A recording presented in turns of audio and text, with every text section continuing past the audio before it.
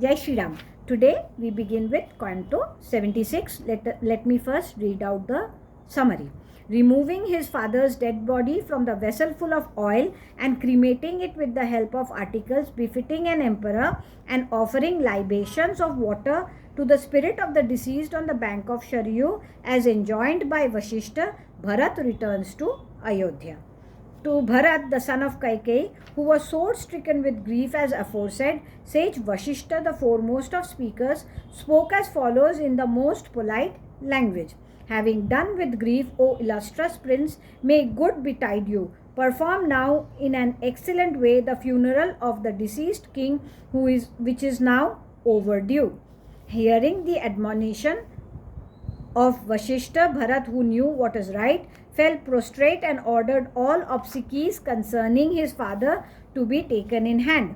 Taking the dead body of the king out of the vessel in which it lay immersed in oil and placing Dashrath, who was first laid on the ground and though pale-faced looked as though he were fast asleep on an exquisite bier, decked with various jewels by his son Bharat, lamented as follows, sore distressed as he was.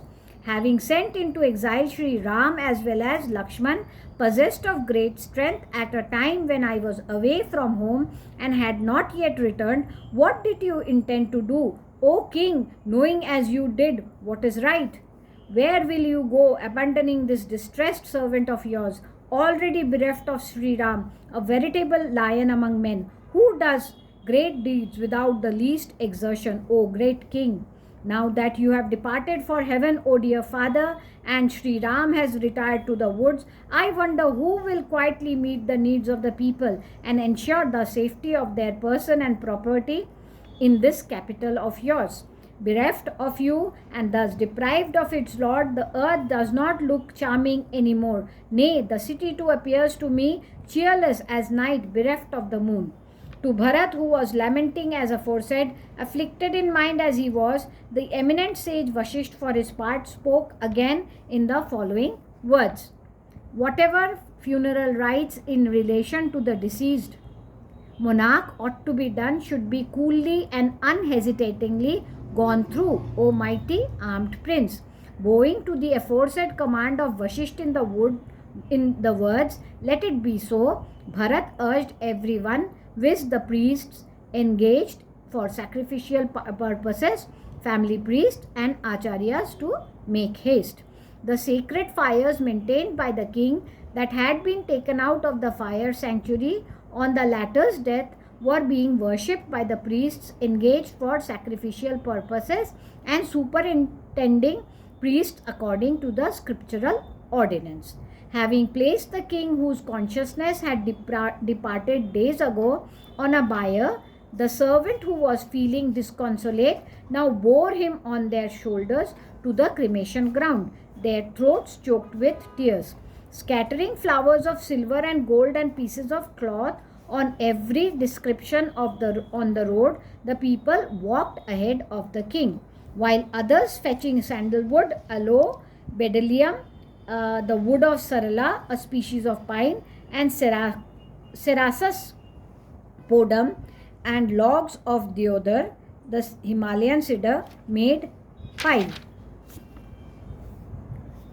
Nay, throwing out other fragrant substances of various kinds into the funeral pyre, the priests officiating at the obsequies laid the deceased emperor in the middle of the pyre at the cremation ground. Pouring oblations into the fire, the aforesaid priest, engaged for the benefit of the emperor, then recited sacred texts relevant to the funeral rites, while those among officiating priests who could recite the hymns of Samveda chanted them according to the rules. Attended by elderly guards, the king's consorts likewise went out of the city to the cremation ground in palanquins and chariots according to their rank. Then the priests officiating at the obsequies as well as the ladies, led by Kaushalya, who were sore stricken with grief, went clockwise round the said mountain, who had performed sacrifices culminating in the Ashwamedha.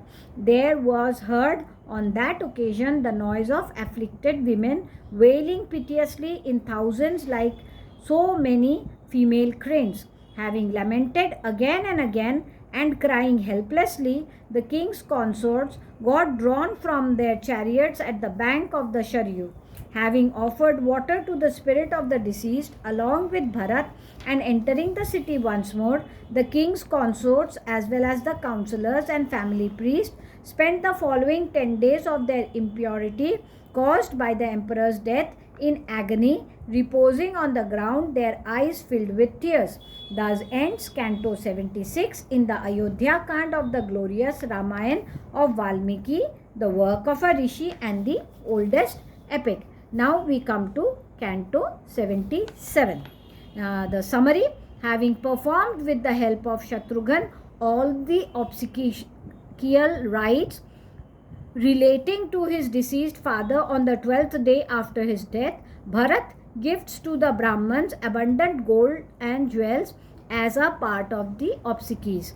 Overwhelmed with grief on reaching the funeral pile in order to pick up the principal bones of the deceased on the 13th day, the prince drops to the ground. Rolling on the ground, Shatrughan for his part wails in profusion. Comforted by Vashishta and Sumantra, the two brothers urge the ministers to expedite the work of picking up the bones. Now we start. Having attained purity by performing the obsequial rites pertaining to the 11th day of his father's death, when 10 days had elapsed, the prince next performed the obsequial rites pertaining to the 12th day when that day duly arrived.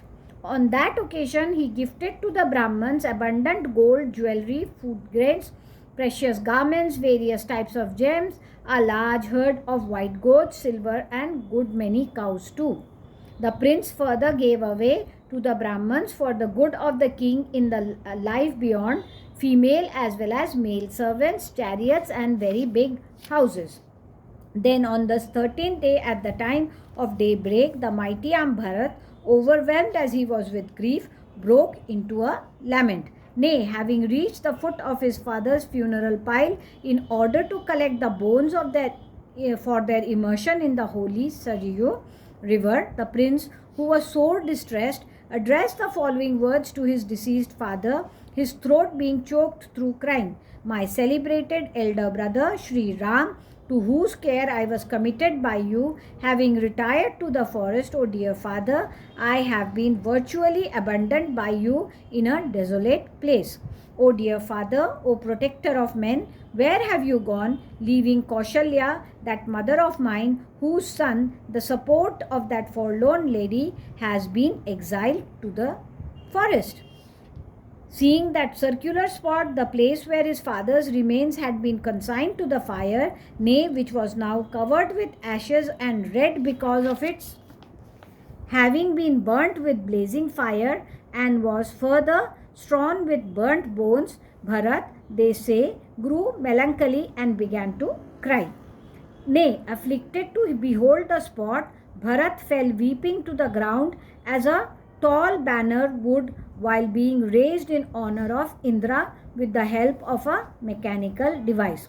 Thereupon all his ministers rushed to Bharat of holy resolve, as royal sages, Astaka and others hastily approached the king Ayayati, fallen down from heaven when the stock of his merits that sustained him in heaven had been exhausted.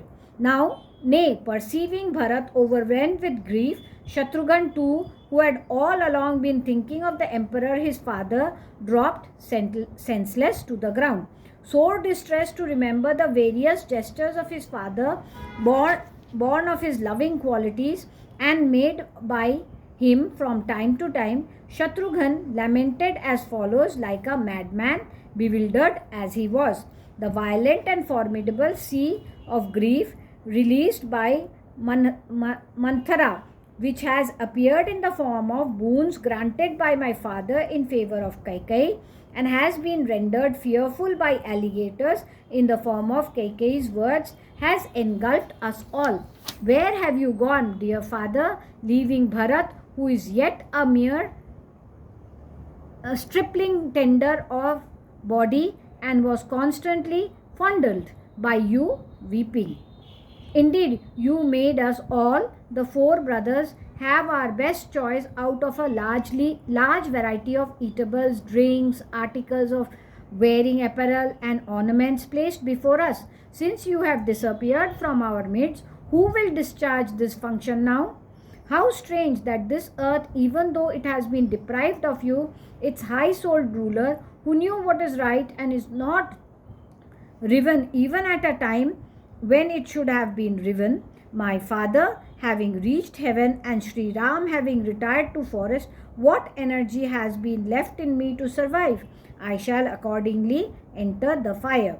Bereft of my brother and father too, I would not return to Ayodhya, which though ruled so long by scions of Ikshvaku, has now become desolate, but shall withdraw to a forest suitable for austerities. Hearing the lament of the two brothers and perceiving their extreme agony, aforesaid, all their attendants felt sore distressed even more. Dejected and distressed, Shatrughan and Bharat both now began to roll on the ground like a pair of bulls whose horns have been broken.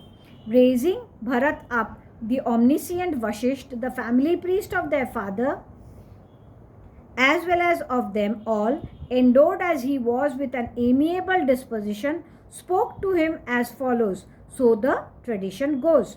Today is the 13th day since your father was cremated, my lord. Why then do you lag behind now in winding up the remaining part of the ceremony of collecting the bones, viz., cleaning and washing the ground on which the king's body had been cremated and consigning the ashes to the river? Three pairs of opposites, life and death, joy and sorrow, gain and loss, prevail alike in all living beings. All and they being unavoidable, you ought not to behave like this.